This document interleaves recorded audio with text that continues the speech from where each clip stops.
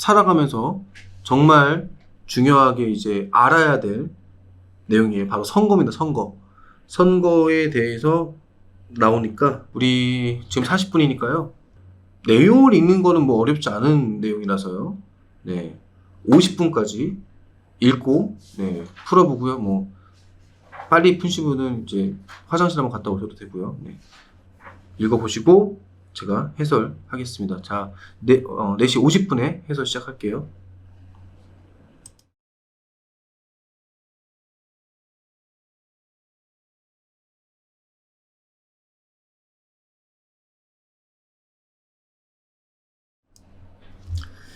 해볼까요?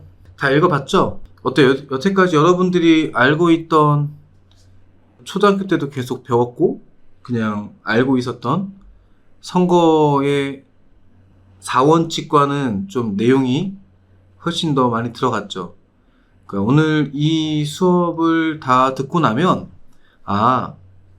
선거 4원칙이 이렇게 단순한 게 아니었구나 하는 거를 알 수 있게 될 거예요. 민주주의를 실현하기 위한 첫 단추는 국민주권의 실현이다.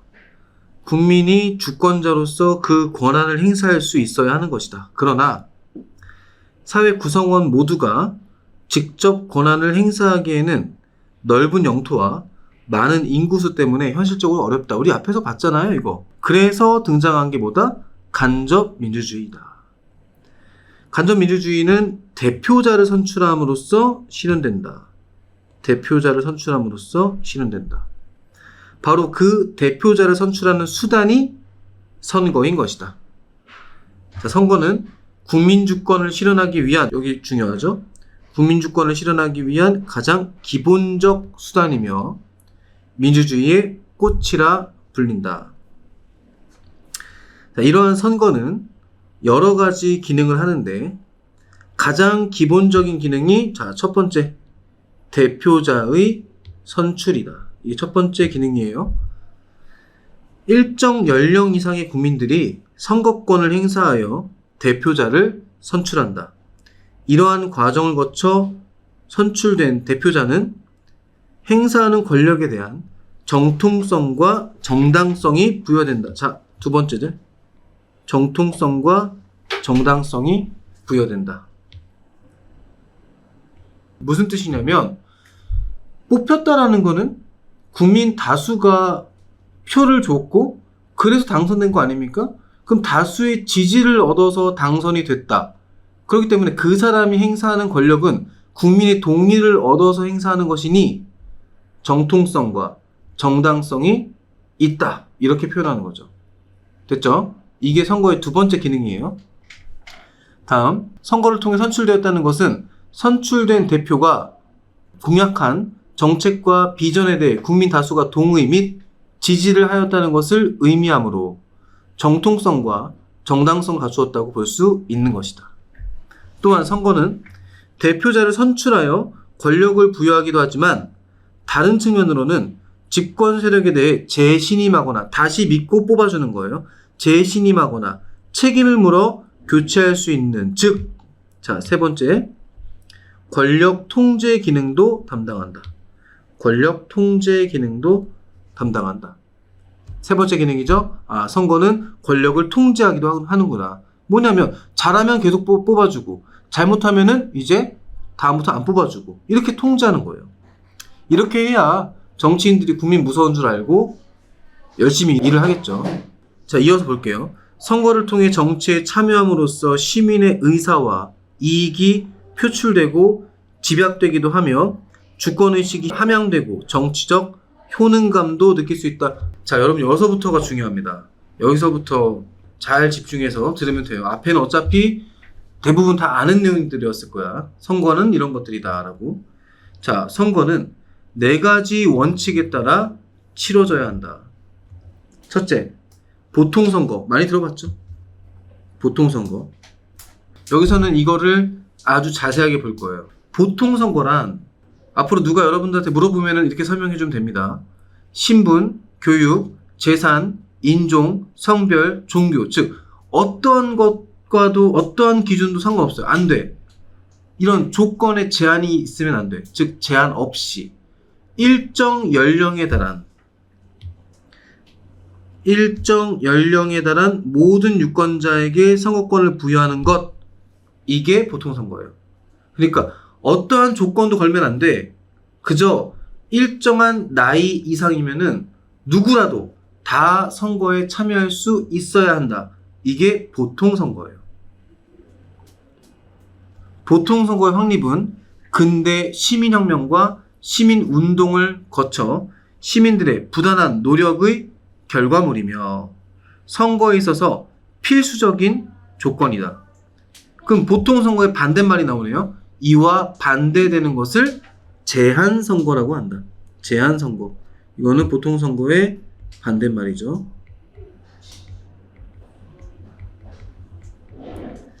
역사적인 예가 바로 고대 그리스 아테네에서 여성과 노예에게 선거권을 주지 않았던 것, 근대사회에서 재산에 따라 차별적으로 부여했던 것, 이런 것들이 전형적인 제한선거예요.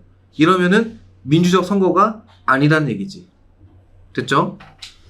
우리나라에서도 보통선거의 원칙을 실현하기 위해 여러 제도들로 보완하고 있는데, 부재자 투표, 그러니까 부재자라는 것은 보통 우리 선거를 자기 집 주소를 기준으로 선거를 해.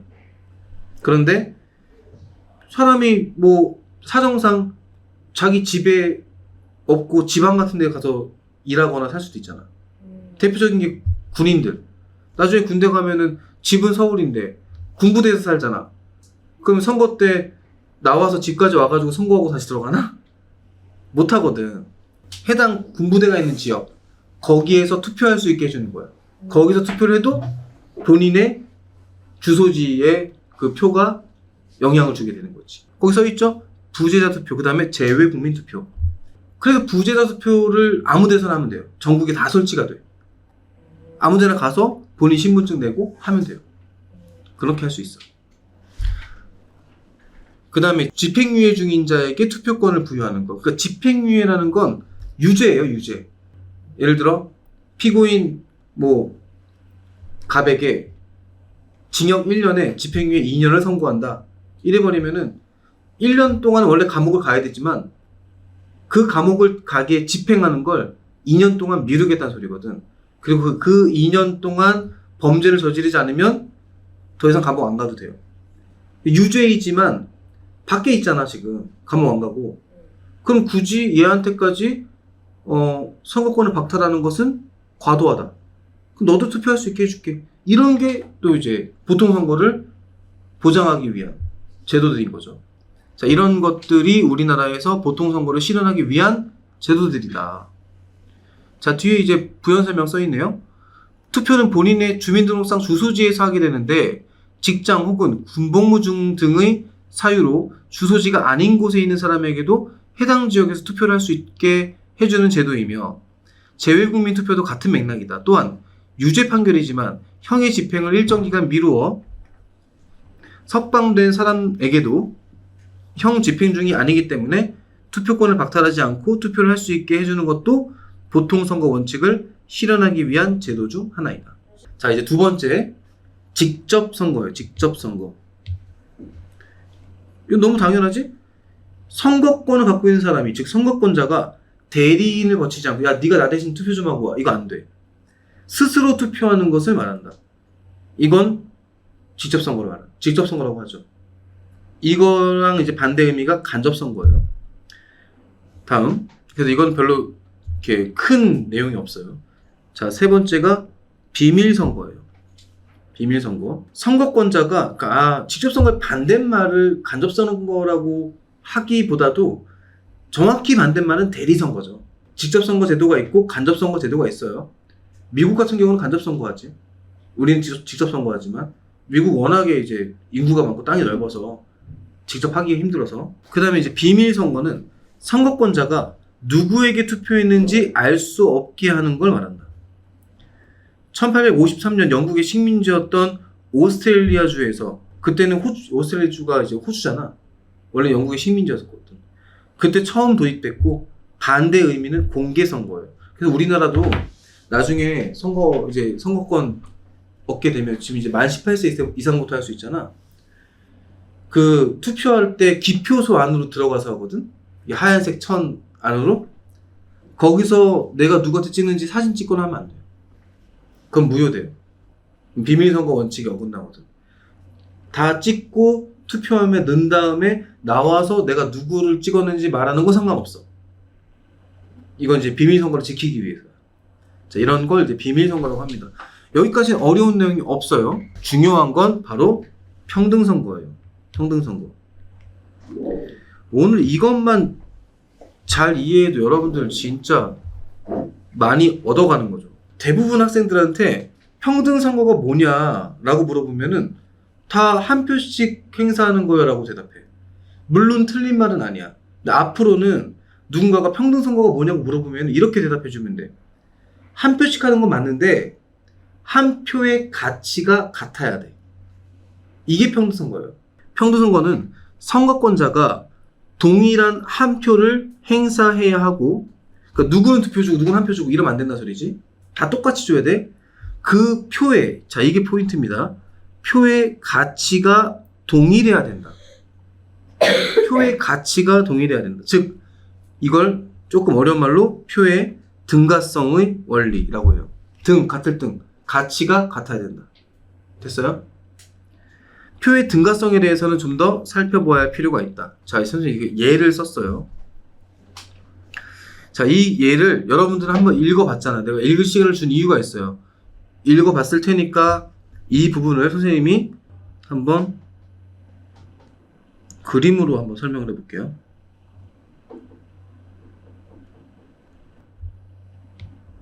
예를 들어보죠.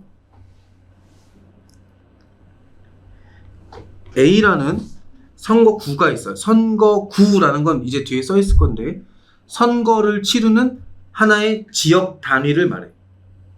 뭐 강남구 갑, 강남구 을, 뭐 이런 식으로 여기까지는 갑 지역, 여기까지는 을 지역 이런 식으로 선거를 치르는 단위를 정해줘요. 그걸 선거구라고 해. 알겠지? 자, A라는 선거구가 있고, 이 A라는 선거구에 예를 들어 볼게요. 유권자, 즉 유권자 있을 유, 그 다음에 투표할 수 있는 권리 권, 유권자가 1000명이라고 가정을 하죠. 1000명. 그리고 우리가 단순화시키기 위해서 이 동네에 사는 사람들은 투표율 100%야. 아무도 투표를 안 가거나 이런 사람이 없어. 다 투표했다고 가정을 할게. 그러면 이 A라는 선거구에서 전체 표는 몇 표? 1000표. 그러면 이 A라는 지역에 사는 유권자의 한 표의 가치는 각각 몇일까요? 1000분의 1이겠죠. 1000분의 1이 다 1000명이 모이면 1이 되는 거니까. 그죠? 다 1000분의 1이에요. 자, 그런데 여기에서 갑, 을, 병 세 사람이 후보자로 나왔어. 근데 갑이 어차피 1등만 당선되는 구조잖아 라고 했을 때 갑이 700표를 득표하고 1등으로 당선됐다고 가정을 할게요. 그러면 갑한테 표를 준 사람은 한 표의 가치가 얼마일까요? 700분의 1. 그렇죠. 700분의 1이죠. 그죠? 그러면 갑한테 표 준 사람은 다 똑같이 700분의 1, 700분의 1, 700분의 1 다 똑같잖아. 표의 가치가 다른 문제가 발생해 안 해? 안 해. 이건 평등선거예요. 그럼 나머지 을이랑 병한테 표를 준 사람은요? 그건 의미가 없어. 어차피 떨어진 사람들이니까. 걔네 표는 신경 쓸 필요가 없다는 소리야. 즉 이렇게 하나의 선거구에서 한 명만 뽑는 거를 소선거구제라고 해요. 소선거구제. 소선거구제도. 그러면 가치가 동일하다. 똑같이 700분의 1로 동일하기 때문에 소선거구제도에서는 표의 등가성 문제가 발생하지 않는다. 다시 말해 평등선거 원칙이 실현되었다 라고 말하는 거죠. 그런데 문제가 있어. 자, 볼게요. B라는 선거구가 있어. 여기는 유권자 수가 10,000명이래. 일단 A를 여러분들 보지 말고 B만 봐봐. 그럼 유권자 한 명의 표의 가치는 몇? 10,000분의 1이 되겠지. 그럼 자, 여기서도 마찬가지로 자, A, 스몰 a, B, C라는 후보자로 등록됐어. 자, 여기서도 A가 당선됐는데 우리 비교를 쉽게 하기 위해서 A는 7,000표를 얻었어요. 그래서 1등 했어. 얘가 당선. A한테 표를 준 사람은 한 사람당 표의 가치가 7,000분의 1이죠. 그러면 B 선거구에서도 표의 등가성 문제가 발생했습니까? 안 했잖아요. 다 똑같이 7,000분의 1, 7,000분의 1 똑같으니까. 아, 결론이 하나 나왔어요.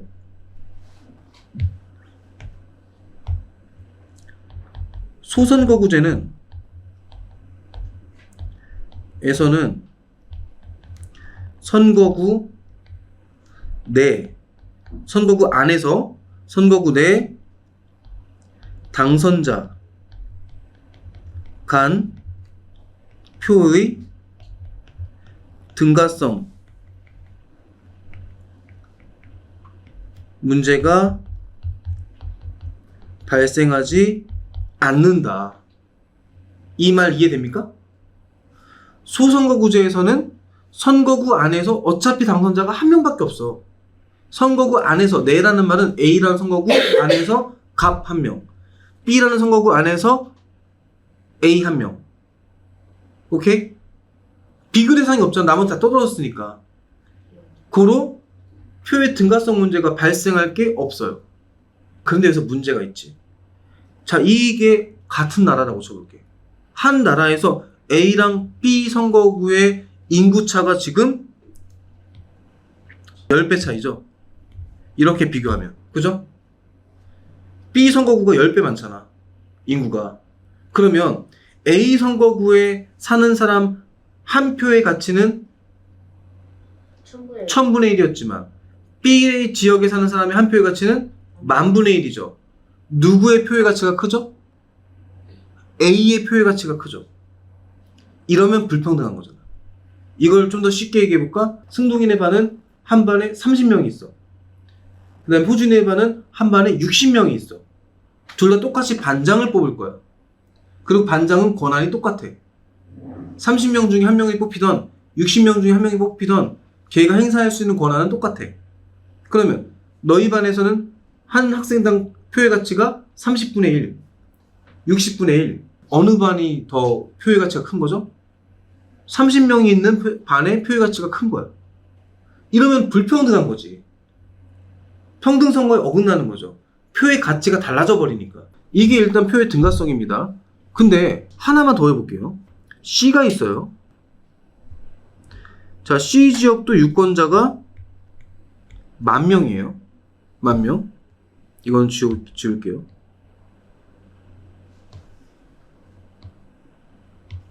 그리고 여기도 한 사람당 표의 가치는 10,000분의 1이에요. 그런데 여기는 제도가 달라. 여기는 중, 대, 선거구 제도를 사용한대요. 무슨 말이냐? 한 선거구에서 2명 이상 뽑는 거예요. 그러니까 득표 순으로 예를 들어 3명 뽑는다. 1, 2, 3등까지 당선. 이렇게 하는 제도가 있어. 그럼 여기서 자, A, B, C가 각각 1, 2, 3등으로 당선됐다고 가정을 합시다. 그러면은 A가 예를 들어서 5,000표, B가 3,000표, C가 1,500표 이렇게 득표해서 각각 1, 2, 3등으로 당선했다고 가정을 해볼게요. 그럼 A한테 표를 준 사람은 표의 가치가 몇이죠? 5,000분의 1이 되겠죠. B한테는 3,000분의 1이 되겠죠. C는 1,500분의 1이 되는 거예요. 근데 똑같은 선거구 안에서 당선자 간 득표수가 달라지니까 각 당선자에게 준 사람들의 표의 가치가 달라져 버리죠. 왜냐? 어차피 3등으로 당선된 C나 1등으로 당선된 A나 똑같은 국회의원인데. 그럼 C한테 표를 준 사람의 한 표의 가치가 훨씬 커지는 현상이 나타나는 거예요. 이해돼요? 무슨 말인지? 이러면 어때? 평등선거에 어긋나는 거죠. 이게 평등선거의 개념이야. 여러분들 이해했습니까? 이게 평등선거의 개념이에요. 무조건 표의 가치가 최대한 같아야 돼요. 이 부분까지 이해됐나요? 그럼 이걸 토대로 본문을 읽어보죠. 자, 예를 들어 각국에서 국회의원 선거를 하는데 어떤 지역에 A라는 선거구와 B라는 선거구로 나누어 각각 한 명씩 선출한다고 가정하자. 여기서 선거구란 선거를 치르는 지역적 단위를 말한다. A 선거구의 유권자 수는 1000명이고 이들 모두 선거에 참여한다고 전제했을 때 A 선거구에 살고 있는 유권자 한 사람의 표의 가치는 모두 1000분의 1로 동일하다. 동일한 가치 한 표를 행사하여 스몰 a라는 후보가 700표를 득표하여 당선된 경우 마찬가지로 스몰 a에게 표를 준 사람들의 한 표의 가치는 모두 700분의 1로 동일하다. 이럴 때 표의 등가성의 원리가 실현되었다고 할 수 있다. 그렇다면 스몰 a 후보가 아닌 다른 후보에게 표를 준 사람들은 어떻게 되는 것인가 하는 의문을 제기할 수 있다. 낙선, 선거에서 떨어졌다는 뜻이죠. 낙선한 후보에게 표를 준 사람들의 표는 뭐다? 사표가 되는 거예요. 죽은 표예요, 죽은 표. 의미 없는 표란 소리죠. 즉, 당선에 기여하지 못한 표, 사표로서 당선에 기여하지 못한 표이기 때문에 고려하지 않아도 된다. 이번엔 B라는 선거구를 보자. A 선거구와 인접한 가까운 B 선거구의 유권자 수는 10,000명으로 A 선거구에 비해 인구가 10배가 많다. 역시 B 선거구에서도 한 명의 의원을 선출하고 유권자 모두 선거에 참여하였다고 할 때 유권자 한 명의 표의 가치는 10,000분의 1로 동일하다. 또한 후보들 중 스몰 b가 7,000표를 득표하여 당선된 경우 b에게 표를 준 사람들의 한 표의 가치는 7,000분의 1로 역시 동일하다. B 선거구에서도 표의 등가성의 원리가 실현되었다. 그런데 뭔가 의아하다. 각각의 선거구만 별개로 보면 문제가 없어 보이지만 A 선거구와 B 선거구를 비교하면 A 선거구 유권자 한 표의 가치가 B 선거구 유권자 한 표의 가치보다 무려 10배가 큰 상황이 발생한 것이다. 이 경우 표의 등가성 문제가 발생했다고 볼 수 있다. 범위를 좁혀 학교에서 반장 선거를 하는데 1반은 학생 수가 30명, 2반은 60명인 경우 어차피 반장은 각 반에 한 명으로 동일하고 반장이 행사할 수 있는 권한도 동일하다. 그럼에도 불구하고 1반 학생들 한 표의 가치는 30분의 1, 2반 학생들의 한 표의 가치는 60분의 1로 1반 학생들의 한 표의 가치가 2배 크다. 이처럼 표의 등가성이란 한 사람이 똑같이 한 표를 행사하는 것은 당연하고 그들이 행사하는 표의 가치도 동일해야 한다는 것을 의미한다. 이러한 문제를 해결하기 위해 선거구를 획정할 때, 구획해서 정할 때 면적, 인구 편차 등을 고려하여 획정해야 진정한 평등선거 원칙을 실현할 수 있다. 위의 4가지 선거 원칙이 확립되었을 때 유권자들은 선거 결과에 승복할 수 있고 선출된 대표의 권력 행사는 정당할 수 있게 되어 민주적 질서가 유지될 수 있다. 이제 선거 4원칙 이해돼요? 이 정도 알아야 나 어디 가서 나 선거 4원칙 알아 라고 말할 수 있는 거예요. 문제 보시죠. 다음 대화를 통해 알 수 있는 선거의 기능은 자, 갑. 이번 선거 기간 동안 활발한 SNS 활용으로 주목받은 땡땡땡 국회의원을 모셨습니다. SNS가 여론을 파악하는 데 유용한 수단이었기 때문입니다. 활용한 계기가 뭐냐고 물어봤더니 저는 선거가 무엇보다도 전문가뿐만 아니라 시민의 다양한 목소리를 듣고 공약을 통해 의제화하며 정책 결정에 영향을 미칠 수 있는 기회가 될 수 있다고 생각합니다. 이때 선거의 기능이 뭐냐? 뭘까요? 이 사람이 지금 SNS를 활용한 이유가 시민의 다양한 목소리를 듣고 공약을 통해 이걸 의제화할 수 있기 때문에 SNS를 활용을 했대. 그렇지. 국민의 의사를 제대로 반영해주기 위해서였겠죠. 그 답이 2번이 되겠죠. 다음 문제 볼게요. 가에서 다에서 설명하고 있는 민주선거 원칙. 가, 재산 및 소득 차이와 관계없이 1인 1표를 행사하며 한 표의 가치는 같다. 뭐죠? 평등선거죠? 그죠? 그러면은 이렇게 틀렸네요. 다음, 나의 투표소에서 투표용지에 누구에게 투표를 했는지 다른 사람은 알 수 없다. 뭐죠? 비밀선거죠? 그러면은 얘도 틀렸네요. 다의 인종, 종교, 성별과 상관없이 일정 연령 이상이면 누구나 투표할 수 있다. 이거 뭐죠? 보통선거죠? 그죠? 답은 4번이 되겠죠. 오케이. 3번에 다음 사례에 부각되어 있는 선거의 기능은 각국 의회 의원 선거에서 기본소득제 실시 여부를 둘러싸고 A당과 B당이 첨예하게, 아주 첨예하다라는 뜻은 사전적 의미가 되게 뭐랄까요, 촘촘하게 되게 막 이렇게 가격하게 붙고 있다, 뭐 이런 의미로 보시면 돼요. 첨예하게 대립하였다. 선거 결과 그동안 기본소득제 실시를 외면한 집권당인 A당이 참패하였다. 유권자들이 기본소득제 실시를 주장하는 B당의 표를 몰아준 것이다. 이에 A당은 유권자의 뜻을 존중하여 기본소득제 실시 방안에 대해 B당과 협의하겠다고 밝혔다. 그럼 여기서 부각되어 있는 선거의 기능은 뭘까요? 정치 권력을 통제한다. 이게 맞죠. 왜냐하면 어떠한 제도 가지고 두 당이 지금 붙었어.